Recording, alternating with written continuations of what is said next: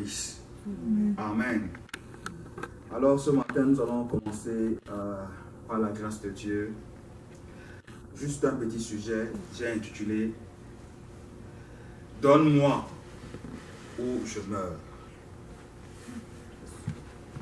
Donne-moi ou je meurs. C'est mon thème de ce matin. Nous allons lire rapidement dans le livre de Genèse. Genèse chapitre 30. Genèse chapitre 30, le verset 1er. Mon thème de ce matin, je l'ai annoncé depuis le matin, c'est « Donne-moi ou je meurs ». Mais je l'ai énoncé plus en anglais. Mais ce matin, je voudrais parler de quelque chose qui va nous aider. Je suis dans le livre de Genèse chapitre 30, le verset 1er. La Bible dit, lorsque Rachel vit qu'elle ne donnait pas d'enfant, elle devint jalouse de sa sœur. Et elle dit à son mari, donne-moi des enfants, sinon je mourrai. Amen. Vous pouvez vous asseoir. C'est de là où je tire ma prédication de ce matin. Ceci est une supplication que Rachel était en train de faire. Avant de parler de la supplication de Rachel, j'aimerais vous faire comprendre qui était Rachel. Rachel était la fille de Laban, le beau-père de Jacob. Vous connaissez l'histoire de Jacob. Donc Rachel était l'une de ses filles. Celle dont Jacob était tombé amoureux et il voulait épouser. Mais alors, dans la tradition, en ce temps-là, c'était que la grande sœur ne pouvait pas aller en mariage. C'est-à-dire, la petite sœur ne pouvait pas aller en mariage avant la grande sœur. Alors, on a donné la première femme à Jacob qui s'appelait Léa, qui était la sœur aînée de Rachel. Et ensuite, Rachel est venue pour être la seconde épouse de Jacob. Donc vous comprenez donc que ici, je tire dans mon thème de ce verset-là. Donne-moi ou je meurs. Elle était en train de supplier son mari. Elle était en train de faire une prière en disant à son mari, donne-moi ou je meurs. Donne-moi un enfant ou je meurs. Parce que Rachel avait un problème. Rachel se trouvait dans une situation. Mais et pourtant c'est elle qui était la bien-aimée de Jacob. Quelqu'un peut dire Amen? Amen. Remarquez que l'épouse bien-aimée de Dieu, c'est elle qui est toujours dans les difficultés. Ceux même qui n'ont rien à voir avec Dieu sont ceux qui sont toujours bien. Mais l'épouse même de Christ, ceux même qui ont la semence même de Dieu, se retrouvent jour après jour dans les problèmes, dans les difficultés, dans les situations. Pourquoi? Parce qu'elle est la bien-aimée. Remarquez que l'excès d'amour vis-à-vis d'un enfant rend les autres jaloux. Et cette jalousie-là va entraîner des choses qui feront en sorte que cet enfant aura toujours problème après problème. C'est à cause de quoi? L'excès d'amour produit par la mère. Donc, Jacob n'avait pas choisi Léa. Léa n'était pas le choix de Jacob. Mais Léa a été imposée à Jacob. Dieu voulait, dans sa volonté, que Jacob puisse épouser Léa et avoir Rachel comme femme. Parce que Dieu était en train de bâtir un peuple. C'est de ce groupe-là qu'est sorti le peuple d'Israël. Les 12 tribus d'Israël que vous entendez aujourd'hui est venu de Jacob. Or, Jacob, son nom a été changé en Israël, qui veut dire Père des nations. Mais Dieu, il est remarquable. Alors, Dieu lui-même, ayant vu que Jacob n'aimait pas Rachel, Jacob aimait simplement Léa, il a commencé à faire des choses qui pas possibles aux yeux des gens, qui est un paradoxe. Il a commencé à faire des choses terribles qui peuvent amener les gens à se poser des questions. Est-ce que Dieu est-il juste ou injuste? Jacob n'avait pas choisi Léa. Il n'aimait pas cette femme. Mais cette femme lui a été imposée. On lui a dit que mon ami, ici, là, avant que tu n'épouses la petite soeur, tu vas d'abord prendre la grande soeur. Sinon, tu ne vas jamais épouser la petite soeur. Donc, ça lui a été imposé. Et il se rendit donc, maintenant, remarquez donc ce que Dieu fait. C'est que quand Dieu se rend donc compte que Léa n'est pas aimée de Jacob, la Bible nous fait comprendre que Dieu rend Rachel stérile et il rend Léa féconde.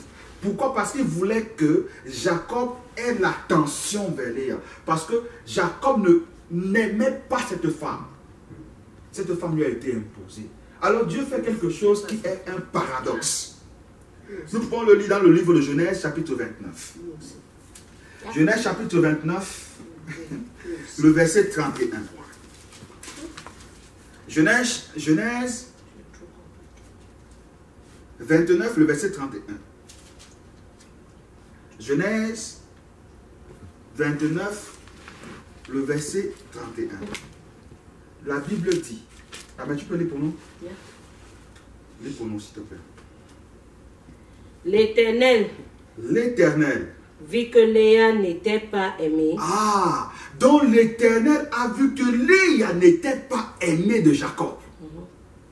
Et il la rendit féconde. Oh, et il rendit Léa féconde. Tandis que Rachel était stérile. Mais tandis qu'il laisse Rachel stérile. Dieu paradoxe. Dieu incompréhensible. Là, on ne comprend plus. Comment un homme peut aimer une femme et l'autre femme lui est imposée? Et toi, tu décides que la femme qu'il aime n'est pas des enfants. C'est pour ça que la Bible dit que Dieu est souverain. Mais puisque Dieu voulait faire quelque chose au travers de cela, Dieu avait une mission à accomplir au travers de cela. Dieu avait une leçon à nous enseigner au travers de cela. C'est pour ça que la Bible dit tout concourt pour le bien de ceux qui aiment Dieu. Toutes choses concourent pour le bien de ceux qui aiment Dieu. Amen. Parce que les fils de Dieu, Dieu les amène toujours à l'extrémité. Dieu les amène toujours au bout. Dieu les pousse toujours à bout. Parce que aussi longtemps qu'ils ne sont pas poussés à bout, les gars dorment sur les oreillers. Ils pensent que tout est achevé pour eux. Amen. Ils pensent que comme il les a sauvés au bois du calvaire, tout est fini pour eux. Ils dorment. Ils dorment. Ils ne font plus rien. Alors Dieu, comme il sait ce qu'il a lieu de faire, Dieu a imposé à Jacob Léa. Et la Bible dit que Dieu lui-même, il est venu pour rendre Léa féconde. Léa a commencé à accoucher des enfants. Amen. Il était arrivé au point où les enfants de Léa partaient à la chasse, revenaient avec les animaux, et Léa était en train de manger. Elle narguait sa sœur. Mais et pourtant, c'est sa sœur qui était choisie.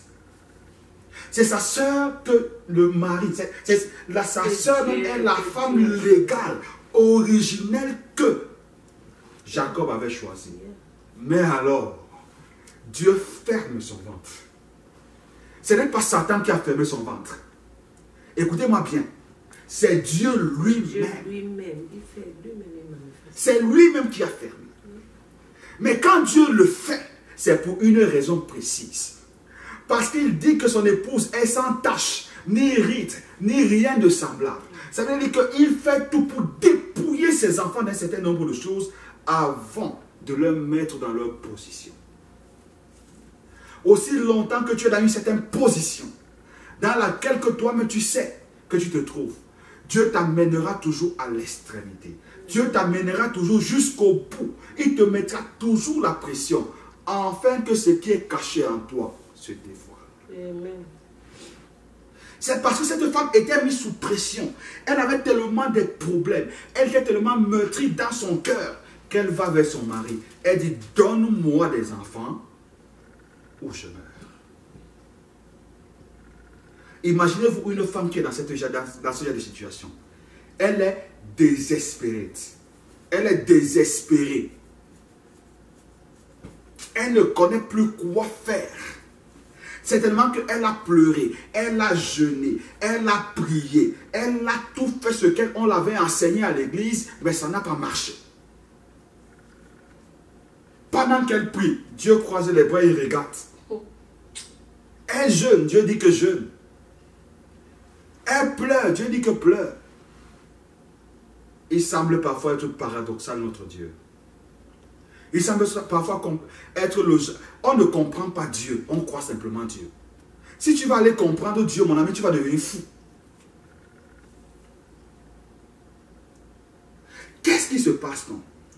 Il y a ici une première leçon que nous devons apprendre dans ce petit chapitre que j'ai lu.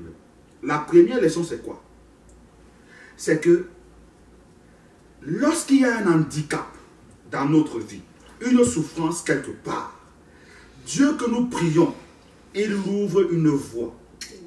Ça peut importer la personne. Dieu n'exauce pas simplement ses croyants. Je veux dire, Dieu ne répond pas simplement aux croyants. Dieu ne répond pas simplement à ceux qui vont à l'église, mais Dieu répond à sa création. Amen. Je vais vous prendre un exemple dans la Bible. Il y a une femme qu'on appelait Agar. C'était la femme qui avait fait l'enfant avec Abraham. C'est Sarah elle-même qui se lève, qui dit à Abraham, prends ma servante Agar, parce que moi je n'accouche pas. Fais l'enfant avec la servante. Et lorsque Dieu a béni Sarah, Sarah revient encore, chasse la servante avec son enfant. Maintenant remarquez, Agar n'était pas une juive. Agar n'était pas la femme d'Abraham. Agar n'avait aucun lien avec Abraham. Mais lorsque Agar s'est retrouvée dans une situation grave dans le désert, avec l'enfant, la Bible dit elle a mis l'enfant sur le rocher.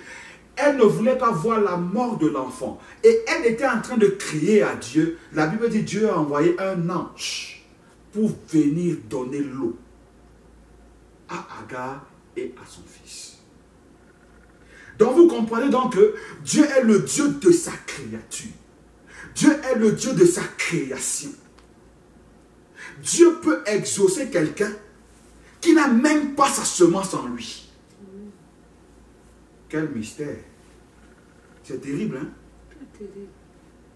Dieu peut répondre à la prière de quelqu'un qui ne le connaît même pas. Mais toi qui le connais, mais toi qui marches avec lui, il a une autre manière de marcher avec toi et de fonctionner avec toi. Dieu peut laisser que l'autre fait. C'est pour ça que la Bible dit, les autres peuvent, mais toi tu ne peux pas. Dieu peut laisser que l'autre fasse exactement comme ça marche. Toi aussi va essayer, ça va échouer. Parce que toi tu es un fils. Remarquez une chose qui m'a fait du bien ici.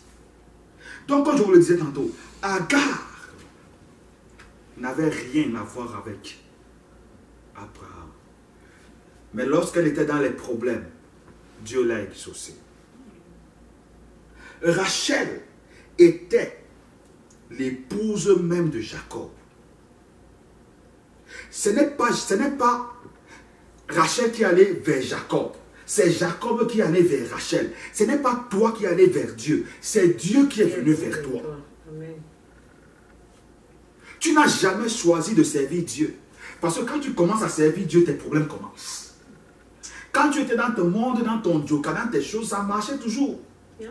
Mais depuis le jour où tu as entendu parler de ce Dieu-là et qu'il est entré dans ta vie devient un mystère. C'est là où toutes les flèches de l'ennemi sont tournées contre toi. C'est là où le monde entier est tourné contre toi. C'est là où les regards des renards se tournent contre toi. Mais on se poserait la question, mais pourquoi donc marcher avec ce Dieu? Mais Dieu a toujours quelque chose pour ses enfants. Et il prépare toujours ses enfants à quelque chose. Un homme ne peut pas être béni sans avoir le caractère. Pour que tu sois béni, ces hommes-là dehors sont bénis, ils n'ont pas le caractère. Mais toi, Dieu te donne d'abord le caractère avant la bénédiction. Dieu te forge d'abord à pouvoir manager sa bénédiction. Amen. Afin que quand il te bénit, tu ne sois pas égaré. Amen. Dieu ne peut pas bénir un homme. Je veux dire, si tu es une chrétienne, Dieu ne te bénira pas aussi longtemps que tu n'es pas affermi. Amen. Maintenant, si tu es une païenne, tu es n'importe quoi, Dieu peut te bénir là-bas dehors. Mais si tu es son enfant, si tu as sa semence en lui, mon ami, si tu veux, entre dans la boue, saute, cale en l'air, ça c'est ton problème. Mais ce que je vais te faire comprendre, c'est que aussi longtemps que tu n'as pas le caractère, Dieu ne te bénira pas. Ne bénis pas. Amen. Rachel semblait être une bonne femme. Mais Dieu l'a rendue stérile. Dieu l'avait rendue stérile. Mais comment? Dieu lui-même peut-il rendre son enfant stérile? Nous allons prendre Genèse toujours. Non, on a déjà lu ça. Genèse 29, 31. On va prendre Exode. On va prendre Exode. On va arriver. On va prendre Exode. Chapitre 4. Exode chapitre 4. Oh, j'aime la parole de Dieu. Exode chapitre 4. Le verset 11. Quelqu'un peut lire ça pour nous? Exode chapitre 4, le verset 11. Quelqu'un peut lire pour nous? Exode chapitre 4, le verset 11.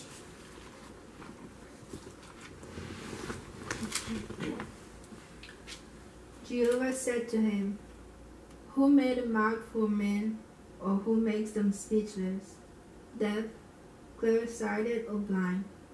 Is it not I, Jehovah? Ça c'est terrible. Il te dit que... Il dit, C'est... l'Éternel lui répondit, qui a doté l'homme d'une bouche, qui rend l'homme muet et sourd, voyant ou aveugle, n'est-ce pas moi l'Éternel? Donc celui qui naît aveugle là, n'a pas voulu naître aveugle. Dieu a permis qu'il naisse aveugle. Mais je me pose souvent la question, comment les chrétiens, comment nous les humains, ne pouvons pas adorer Dieu? Lui dire merci. Quand parfois vous voyez des enfants qui naissent aveugles, quand vous voyez ils naissent sourds, muets, ils n'entendent pas, ils n'ont pas la même faculté que vous. Mais vous voyez cela, vous ne pouvez pas lui rendre gloire. Vous ne pouvez pas lui dire merci Seigneur. Il dit c'est moi. Donc c'est encore lui qui rend les gens sourds. C'est encore lui qui rend les gens aveugles. Il dit c'est moi l'Éternel qui le fait. Qui donne la bouche? C'est moi. Qui donne les oreilles? C'est encore moi. Qui rend aveugle? C'est moi. Qui rend muet? C'est encore moi. Et je fais ça parce que je veux. Je ne discute avec personne. Je n'ai pas de compte à rendre avec quelqu'un. Je fais ce que je veux. Je suis souverain. Quel mystère. C'est un homme qu'on ne comprend pas. C'est un monsieur qu'on ne peut pas comprendre. Maintenant, je vais vous faire comprendre pourquoi est-ce qu'il fait cela. Alors, on a le livre de Jérémie, Lamentation de Jérémie. Lamentation de Jérémie. Oh, j'aime ça. Que Dieu soit béni.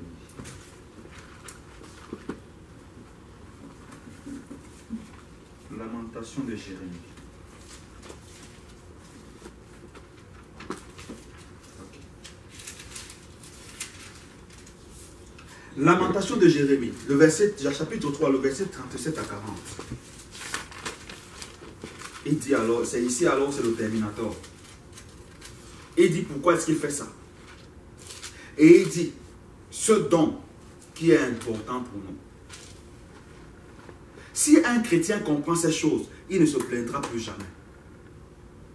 Si quelque chose arrive dans sa vie, il dira merci Seigneur. C'est bon, merci Seigneur. C'est mauvais, merci Seigneur. Parce que les plaintes sont une arme entre les mains de Satan pour te détruire. L'inquiétude est une arme entre les mains de Satan pour te détruire. Si c'est Dieu qui laisse ces choses arriver, et toi tu es son enfant, tu dois être différent. La Bible dit dans Lamentation, chapitre 3,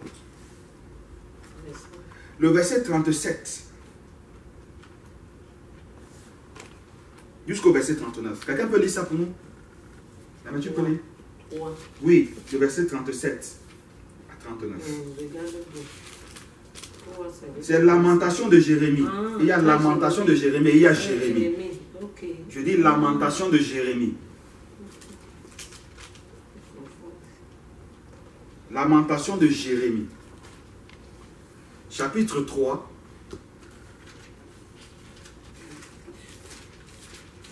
Il y a lamentation et il y a lamentation de... Il y a Jérémie et il y a lamentation de Jérémie. Verset 37 à 39.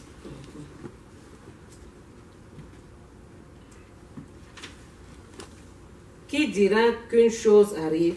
Qui dira qu'une chose arrive? Sans que le Seigneur l'ait ordonné. Sans que moi, Dieu, j'ai ordonné. N'est-ce pas de la volonté du Très-Haut? N'est-ce pas c'est la volonté du Très-Haut? Que viennent les maux et les biens? Que viennent les maux et les biens? Pourquoi l'homme vivant se plaindrait-il? Pourquoi est-ce que tu te plains? Que chacun se plaigne de ses propres péchés. My God. Aïe. Il est tellement terrible ce monsieur. Terrible. Aïe. Il dit pourquoi l'homme vivant se plaindrait-il? S'il y a quelque chose qui t'est arrivé dans ta vie, à partir d'aujourd'hui, commence à ignorer Satan. Commence à te plaindre quand tu veux prier. Dis Seigneur, c'est toi qui as laissé ça venir dans ma vie. Tu es aussi celui qui peut enlever ça. Remarquez une chose que c'est lui-même qui dit. Il dit, qui donc n'a qu'à parler pour qu'une chose existe? C'est moi. Celui qui commente, n'est-ce pas le Seigneur? Par sa parole, le Très-Haut ne suscite-t-il pas le malheur et le bonheur? C'est lui qui suscite le malheur et le bonheur. Pourquoi l'homme se plaindrait-il alors? Pourquoi l'homme se plaindrait-il alors qu'il reste en vie? Que chacun se plaigne, que chacun se plaigne de son propre péché. Et nous dit la chose qui est importante, sur laquelle nous devons nous plaindre. Il dit, plaignons-nous plutôt de nos péchés. En d'autres termes, s'il y a quelque chose qui peut attirer vers nous les malheurs de l'Éternel, c'est nos propres péchés. En d'autres termes, quand vous lisez dans la Bible l'histoire de Rachel, ce qui attire le malheur dans la vie de Rachel, quelqu'un peut dire Amen. Amen. Ce qui attire le malheur dans la vie de Rachel, c'était son propre péché. Amen. Mais maintenant, qu'est-ce que Rachel a fait? Alors qu'elle semble être une bonne femme. Quand vous lisez la Bible, l'histoire de Rachel, elle semble être une femme sérieuse. Une bonne femme. Mais Dieu l'avait frappée de stérilité. Et il dit, tout ce qui arrive, c'est moi, Dieu. Ne vous plaignez pas que le bonheur vous arrive ou que le malheur vous arrive. Ce que vous devez vous plaindre, c'est quoi? Votre péché. La chose dont il faut savoir dans votre vie, c'est que chaque fois que quelque chose vous arrive, commencez d'abord à sonder votre propre vie. Seigneur, est-ce que je suis en ordre avec toi? Seigneur, est-ce que je suis en ordre avec toi? Si tu es en ordre avec Dieu, toutes tes prières seront exaucées. Amen. Mais si tu n'es pas en ordre avec lui, c'est l'occasion pour toi d'aller faire la paix avec lui. C'est l'occasion pour toi d'aller te repentir pour que Dieu puisse exaucer à ta prière. Donc vous pouvez donc comprendre qu'il y a certains blocages que nous-mêmes, nous sommes les auteurs. Tous les jours tu pries, tu jeûnes. Tous les jours tu pries, tu jeûnes. Tu pries même, tu es là devenu maître. D'autres jours on a montré à la télé un pasteur qui a jeûné pendant 30 jours, il est mort en brousse. Il jeûnait pourquoi comme ça? Parce qu'il voulait que Dieu lui parle. Il voulait écouter la voix de Dieu. Pourquoi est-ce que l'être humain se plaindrait-il alors qu'il vit? C'est la question qu'il nous pose. Vous devez vous plaindre de vos propres péchés. Vous devez vous plaindre de vos propres péchés. C'est difficile. Si Dieu laisse quelque chose à nous arriver, c'est pour une raison. Cela peut être à cause de notre péché. Cela peut être pour la protection même de notre propre vie. Parfois, Dieu peut laisser que ta voiture se gâte. Tu penses que c'est pour ton malheur, mais c'est à cause de ta propre vie. Si tu sortais là, le jour-là, il y aurait eu accident avec ta voiture. Amen. Mais comme Dieu veut te protéger, comme Dieu veut te préserver, alors il laisse quelque chose arriver. Et tu penses que c'est un malheur pour toi, alors que Dieu, lui, il sait pourquoi. Alors, peu importe, comme on a lu tout à l'heure, peu importe les choses qui arrivent, nous devons apprendre à dire merci à Dieu et non nous plaindre. Peu importe la situation, peu importe l'handicap que nous avons dans notre vie, nous devons apprendre à dire merci à Dieu. Remarquez, Dieu donc ne peut pas vous bénir, je vous ai dit ça tout à l'heure, il ne bénira jamais un homme qui n'est pas affermi. Je veux dire un chrétien qui n'est pas affermi. Dieu peut donner à quelqu'un d'autre, mais toi qui es son enfant, tant que tu n'es pas affermi, de peur de te perdre, il ne te donne pas la chose. Tu pries, Seigneur, je veux le travail, je veux le travail, je veux le travail. Il dit, ok, si je lui donne le travail, est-ce que le gars, s'il va encore me prier? Si je lui donne le travail, est-ce qu'il va, d'abord même que quand je lui donne même, parce qu'il paye même d'abord sa dîme, il ne paye même pas. Et c'est quand je vais lui donner beaucoup qu'il va payer. Non, non, il ne va même pas venir à l'église. Dieu ne te donne pas. Dieu ne nous donne pas à cause de nos caprices. Dieu nous donne à cause des besoins que nous avons. Amen. Dieu laisse que tu sois d'abord affermi, que tu aies le caractère qu'il faut afin de recevoir la bénédiction appropriée. Amen. Tant que tu n'as pas le caractère, Dieu ne te donnera pas. Ça sera un désert pour toi. Amen. Tu seras comme Rachel, en train de prier tous les jours. En train de crier tous les jours, Seigneur, en train de gêner tous les jours, donne-moi l'enfant, aide-moi Seigneur, aide-moi Seigneur. Il fait comme s'il n'entend pas, alors que toi-même tu es la raison de ton échec. Quand j'ai compris cette chose, ce soir, j'ai remis ma vie en question. Je me suis posé 1001 questions. J'ai dit, Seigneur, merci d'avoir ouvert mes yeux ce matin. Parce que j'ai compris que si ma prière n'est pas exaucée, c'est à cause de moi-même. Mais j'ai aimé ce que Rachel a fait. J'ai aimé la détermination de Rachel. Revenons donc sur le cas de Rachel. Puisque Dieu dit que chacun se plaigne de ses péchés, quel était donc le crime de Rachel?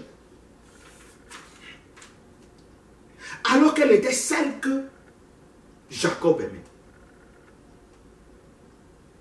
La Bible dit qu'elle est devenue jalouse de sa sœur. Ce n'était pas la faute de Rachel. Ce qui a rendu Rachel jalouse, c'est parce que d'abord on l'a imposé une coépouse. Qui est sa sœur? Qui est d'abord sa propre sœur. Et en plus de ça, sa sœur accouche encore des enfants et elle est stérile. Qui ne va pas être jalouse? Même pas. Mais si tu as le cœur commun, tu seras toujours jalouse. Donc, en d'autres termes, ce n'était même pas la faute de Rachel. Mais qu'est-ce que Dieu était en train de demander à Rachel? Qu'est-ce que Dieu reprochait à Rachel? C'est elle qui était l'épouse bien-aimée de son mari. Mais on lui a imposé un rival. Rachel était la femme sérieuse. Il n'y avait aucune chose. Mais maintenant, je vais vous ramener donc à ce que Rachel a fait. qui fait en sorte que Dieu l'attrape. Prenons le livre de Genèse.